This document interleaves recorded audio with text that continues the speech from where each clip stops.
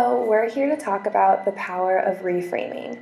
So Bowman and Deal's reframing organization says reframing requires an ability to understand and use multiple perspectives to think about the same thing in more than one way. Bowman and Deal introduce four frames in the book: structural, human resource, political, and symbolic. And in this presentation, we're going to talk to you about the political framework. In America, a political person is defined as responding to self-interest and political pressures rather than championing the common good. Therefore, politicians are often universally despised and viewed as an unavoidable evil. Politics is simply the realistic process of making decisions and allocating resources in a context of scarcity and divergent interests, according to Bowman and Deal. Politics is also seen as synonymous with decision-making. Therefore, political frame doesn't blame politics on such individual characteristics as selfishness or incompetence. It asserts interdependence, divergent interests, scarcity, and power relations. Politics is not individuals' decisions. It does not matter whether or not the people are good, moral, or smart. Basic assumptions of the political frame is that organizations are coalitions of diverse individuals and interest groups.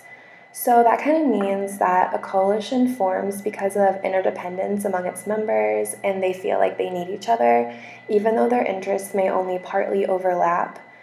The second one is that there are enduring differences among coalition members in values, beliefs, information, interests, and perceptions of reality. So this one kind of implies that political activity is more visible and dominant under conditions of diversity than of homogeneity. Therefore, agreement and harmony are easier to achieve when everyone shares similar values, beliefs, and culture. The third is that most important decisions, involve allocating scarce resources or essentially who gets what. So scarce resources suggest that politics will be more important and influential. In difficult times, Bowman and Deal draw on the example of educational funding, stating that when little funding is available, educational institutions are forced to rely on political forces for help, which are beyond their control. And for the opposite of that, when educational institutions are thriving, administrators, rather than politicians, are the ones making the decisions regarding new programs or buildings or any other type of initiative. Fourth one is that scarce resources and enduring differences make conflicts central to organizational dynamics and underline power as the most important asset. This means that the distribution and exercise of power is synonymous with getting things done. Additionally, power also relates to dependency. Therefore, if A has something B wants, A has the leverage. A can help B for something in return, which creates a relationship of power between A and B. The last one is that goals are decisions that emerge from bargaining, negotiation, and jockeying for a particular position among competing stakeholders. Therefore, goals are not set by the top player, but through an ongoing process of negotiation between key players. The next section we're going to talk about is organizations as coalitions rather than hierarchies. Coalitions are tools for exercising power. Therefore, a coalition is an alliance for a combined action. Individuals and groups have own objectives and resources, and they bargain with other players to influence goals and decisions. Therefore, a person's influence depends on how much power one mobilizes in comparison to other members in the coalition. Coalitions form because members have interests in common and they believe they can do more together than they can apart. Power and decision making. So, in order for a coalition to accomplish their goals, they need some type of power. So, they get this from authority, and authority is the right to make decisions. So, an example of someone with authority is a manager who does the majority of the decision making. They monitor actions to ensure decisions are implemented, and evaluate how well their employees carry out and follow direction. Authority can stand in the way of integrating organizational and individual needs, though. So, the one with the authority, they tend to get all the satisfaction. So, for some examples, someone with authority, like I said, they try to keep things under control. And partisans are people who try to influence the system to get what they want. So, you've all seen this. Supervisor being the authority, they're the ones that are seeing what you're doing, and they give you decisions that you must follow. So, you being the intern would be the partisan, and you're the one who wants to exert like a bottom-up influence. You want to be the agents of influence and target of social control. Social control is essential to anyone in a formal position because authority is dependent on that, exactly that, social control. Those with authority can exert control only as long as the partisan respects or fears them enough for the authority to stay intact. So you listen to your boss because you hopefully respect them and not fear them. But either way, that's kind of why you're still there and they still have control over you. If a partisan opposition becomes way too powerful and the authority can't control it, then it may collapse. The next section I will be talking about is the sources of power. The first source of power is position power or authority. This is where positions confer certain levels of formal authority. An example of this would be professors who assign grades. The second one is information and expertise, which is power achieved by those with the information and know-how to solve important problems. An example of this would be university faculty. The third is control of rewards, which is the ability to deliver jobs, money, political support, or other rewards, which brings in power. An example of this would be a supervisor or a boss. The fourth is coercive power, which is the ability to constrain, block, interfere, or punish. An example of this would be a professor's strike or student sit-ins. The fifth is alliance and networks, which is getting things done in an organization involved working through a complex network of individuals or groups. An example of this would be a teachers' union. The sixth is access and control of agendas. This is done by building an alliance or network where decisions can be made. An example of this would be teachers' unions organizing together to increase wages. The seventh is framing, control of meaning and symbols. So that means that those in powers can define and impose the meanings of things that define identity, beliefs, and values. An example of this would be a bureaucratic decision, which are normally accepted as normal and become dominant ideologies. The eighth is personal power, which just means any type of charismatic leader. An example of this could be a CEO or a president of a university. Distribution of power. So there's two types of systems. There's overbound and underbound. So overbound is when power is highly concentrated and everything is really tightly regulated and centralized. An example of that would be like an institution, the University Loyola.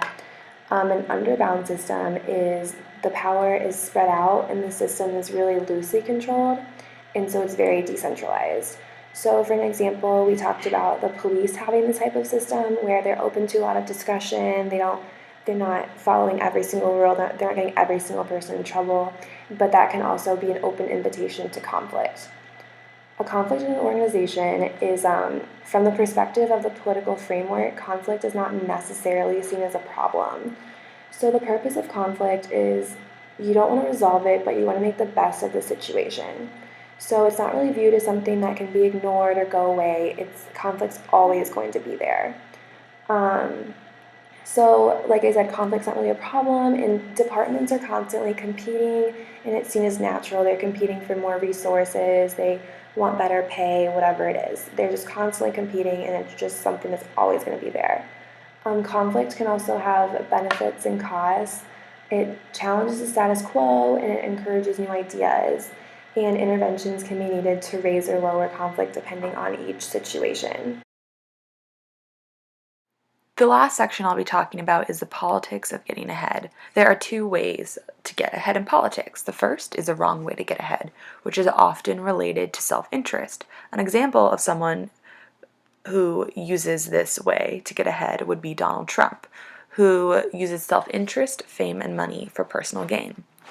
On the other hand, a correct way to get ahead would be using one's personal credibility by doing what is socially and politically correct.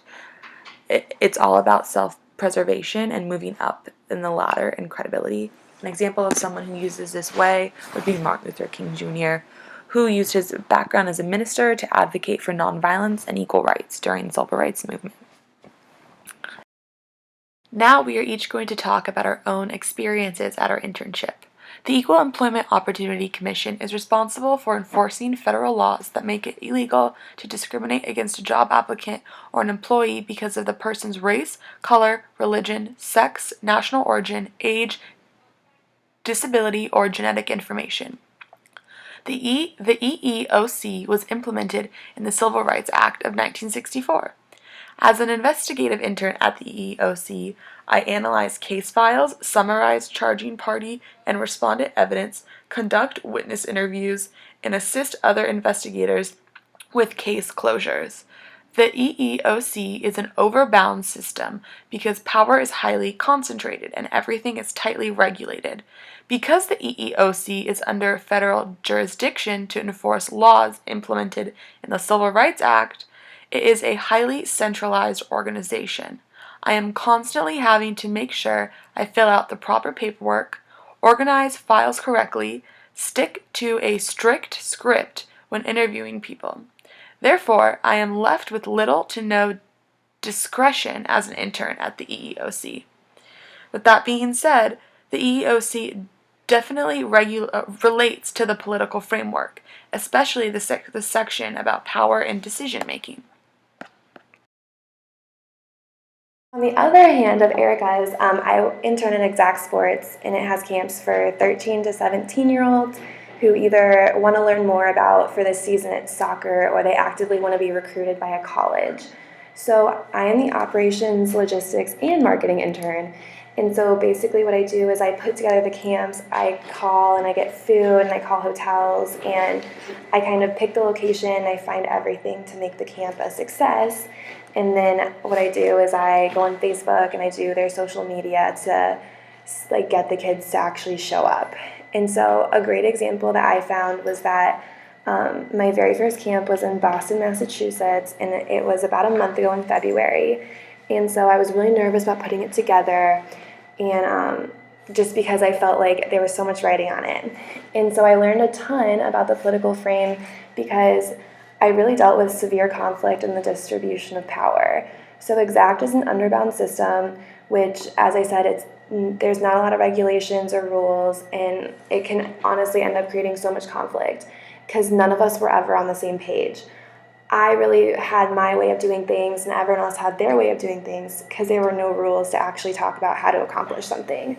So with that, I was left to a lot of discussion about what I wanted to happen, and so I kind of feel like my internship does not relate as easily to the political framework, especially when it comes to the focus on decision making and power structure, because I don't really have a specific boss that gives me all these rules and regulations, as no one at Exact actually has very specific rules and regulations.